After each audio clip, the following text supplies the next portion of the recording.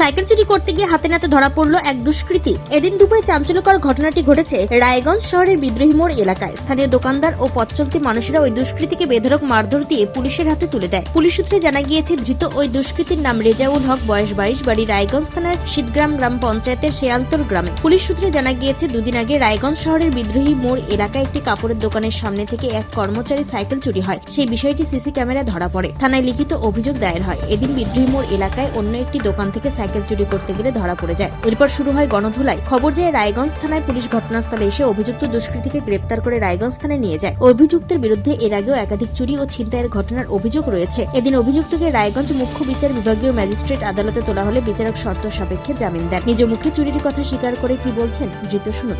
এখান থেকে কি চুরি করলি? এখান থেকে কি চুরি করছিস? সাইকেল কবে করছিলি? তারপরে আজকে কোথায় আসছিলি? তো কোথায় আসছিলি? এখানটায় না আবার চুরি করতে আসছিলি? হ্যাঁ ঠিকই বলছো। যদি দেখে আর কি তালাবেলা খোলা থাকে।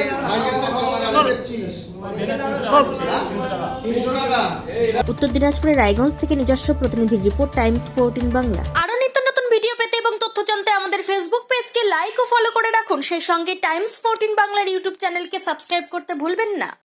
মুখের উজ্জ্বলতা হারিয়ে গেছে, স্পট পড়ে গেছে, ব্রণ ভর্তি, তাই আর দেরি না করে আজই আসুন রায়গঞ্জের চণ্ডীতলায় হেলথ প্লাস মাল্টি স্পেশালিটি ক্লিনিকে এবং এখানে পান অভিজ্ঞ ডাক্তার দ্বারা ফ্রি স্কিন টেস্ট।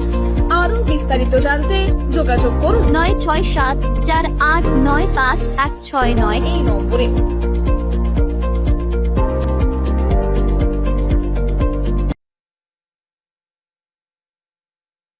আজ তোমার বিয়ে, সাজলো নতুন সাজে।